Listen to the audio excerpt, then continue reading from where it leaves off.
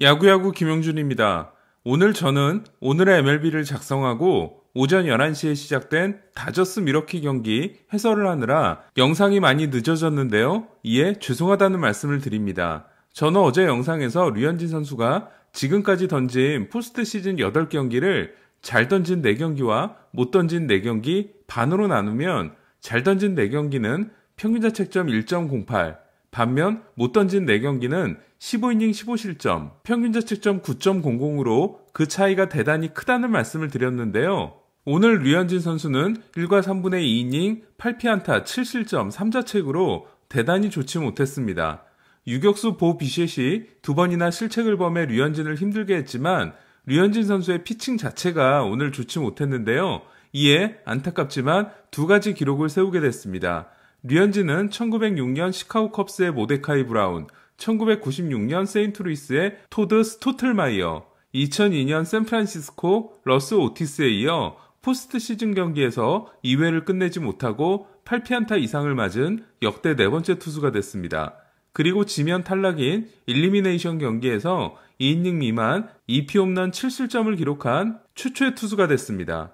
류현진은 경기 후 구속보다는 실투가 문제였다는 인터뷰를 했는데요. 하지만 8개의 피안타 중 보라색으로 표시된 공인 아로자레나에게 맞은 커브 2루타를 제외하면 크게 실투라고 할 수 있는 공은 없었습니다. 지난 경기에서 제구가 좋은 류현진을 상대로 공을 많이 보는 승부를 했다가 류현진에게 5이닝 6K 3피안타 무볼넷 1실점으로 당했던 템파베이 타자들은 오늘은 상당히 적극적인 타격을 했는데요. 이에 1번 타자 브로스에게 내준 몸쪽 커터 안타와 아로자레나와 마고에게 맞은 바깥쪽 체인지업 안타 2개는 모두 스트라이크 존을 벗어나는 공들이었습니다. 류현진과 몬토요 감독은 경기가 끝난 후 몸에 아무런 이상이 없었다는 걸 다시 한번 확인해 줬는데요. 문제는 오늘 류현진의 구속과 구위가 상당히 좋지 않았다는 겁니다. 이에 주니노에게 몸쪽으로 붙였다가 투런 홈런이 된 88마일 포신과 램프로에게 높게 던졌다가 말로 홈런이 된 85마일 커터는 평소의 구위였다면 홈런이 되지 않을 수도 있었던 공들입니다.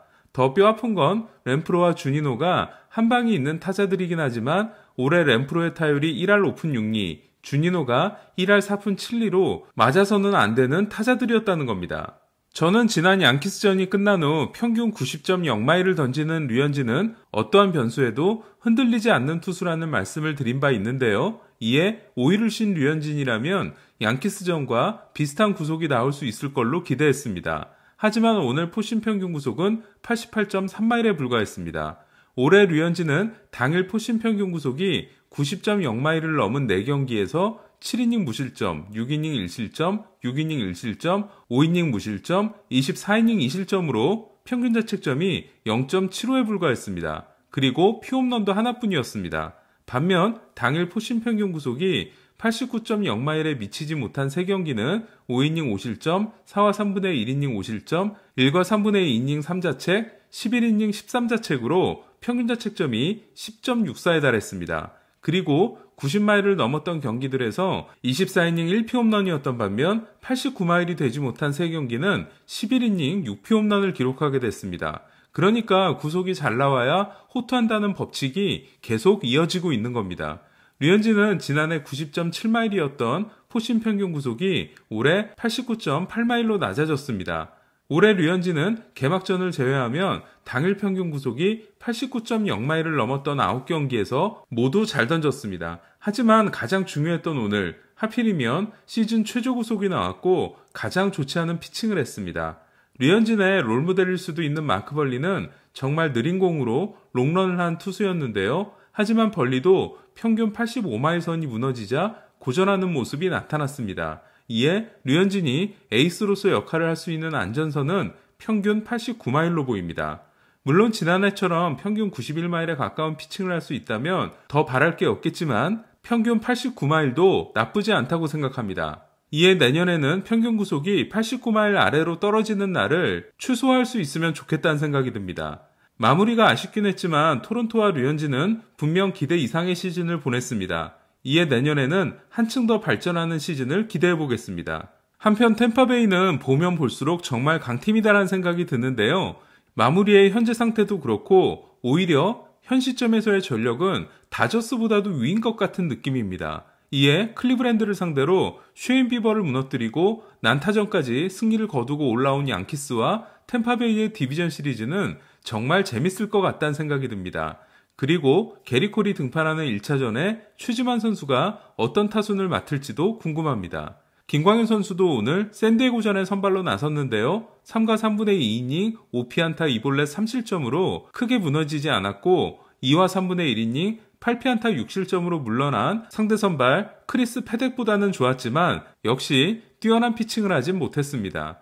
마지막에 에드먼의 호수비 후 볼넷을 내줘 4회를 마치지 못한 게 가장 아쉬웠는데요. 올해 포심 평균 구속이 89.9마일이었던 김광현은 1회 91.5마일을 던져 오늘은 구속을 끌어올렸구나 했는데요. 하지만 올라간 구속만큼 제구가 흔들리기 시작했고 이닝별 구속 역시 1회 91.5마일에서 2회 90.3마일과 3회 90.0마일, 4회 88.7마일로 빠르게 떨어지는 모습이 있었습니다. 메이저리그 데뷔전 때도 긴장을 많이 했다가 이후 좋아진 것처럼 포스트 시즌에서도 갈수록 좋아졌으면 하는데요. 김광현 역시 내년 시즌에는 올해보다는 구속이 더 많이 나와야 위험하지 않겠다는 생각이 듭니다. 투수에게 구속이 안전장치라는 건 오늘 워커 뷰러가 제대로 보여줬는데요. 손가락 물집 부상이 말끔하게 낫지 않은 워커는 오늘 위험한 공들을 꽤 많이 던졌습니다. 하지만 평균 구속이 97.4마일에 달하다 보니까 미러키 타자들은 한가운데 들어온 공들을 꽤 많이 놓쳤습니다. 제가 구속이 중요하다고 말씀드리는 건 류현진이나 김광현이 95마일을 던져야 한다는 건 절대 아닙니다. 하지만 본인들에게 맞는 안전 구속은 유지할 수 있어야 한다는 겁니다. 세인트루이스는 정말 마성의 팀이라는 생각이 드는데요. 마지막 44일 동안 이틀밖에 쉬지 못하고 11번의 더블헤더를 포함해 53경기를 치르는 살인 일정을 극복하고 올라온 세인트루이스는 현재 선수단 전체의 정신력이 정점에 올라온 게 아닌가라는 생각이 듭니다. 이에 저는 템파베이가 너무나 강팀이기 때문에 토론토는 탈락을 예상했지만 세인트루이스는 디비전 시리즈 진출을 예상했었는데요. 오늘 타선의 집중력이 돋보였던 세인트루이스는 내일 웨인라이트가 선발로 나섭니다. 오늘 몰리나는 통산 99번째 포스트 시즌 경기에서 3안타를 기록함으로써 통산 27번째 멀티히트에 성공했는데요. 이로써 26경기인 엘버트 푸올스를 제치고 세인트루이스 역대 1위가 됐습니다.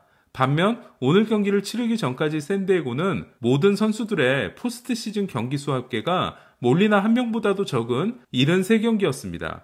내일은 정규 시즌에서 통산 318경기, 포스트 시즌에서 27경기 중 26경기에서 호흡을 맞춘 웨인라이트 몰리나 배터리가 세인트루이스의 기적을 이어나갔으면 합니다. 그러고 보니 2006년 웨인라이트가 월드시리즈 우승을 확정짓는 세이브를 따내고 포효했을 때 몰리나는 23살, 웨인라이트는 24살이었는데요. 이제는 웨인라이트가 38살, 몰리나가 37살이네요. 오늘은 나머지 경기를 다 정리하기에는 제가 에너지가 다 바닥난 것 같습니다. 그럼 저는 내일 새벽 4시에 열리는 오클랜드와 시카고 화이트삭스의 3차전 최종전 해설로 찾아뵙겠습니다. 이상 오늘의 포스트 시즌 정리 김영준의 야구야구였습니다.